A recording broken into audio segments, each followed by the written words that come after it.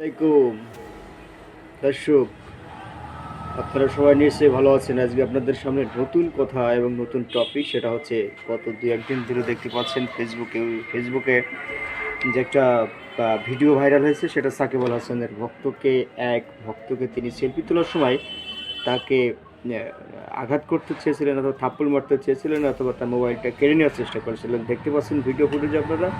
তো আসলেও কতটা সত্য সেটা আমি জানি না, কিন্তু সোশ্যাল মিডিয়ায় যেহেতু তিনি একজন আমাদের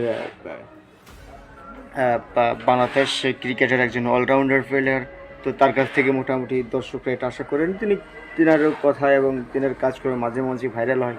তো একজন বাংলাদেশের অলরাউন্ডার সাকিব আল হাসান তিনি কিন্তু এটা করছেন, এটা আসলে ভক্তরা একটু ক্ষুব্ধ, কারণ ভক্তরা তার কাছে যেতেই পারে, কিন্তু তিনি আর এই কাজটা করা ঠিক হয়েছে কিনা সেটা তিনিই জানেন, আর আমরা জানি না। দর্শক, ভালো লাগলে অবশ্যই শেয়ার করবেন ভিডিও। ধন্যবাদ সবাইকে। আসসালামু আলাইকুম।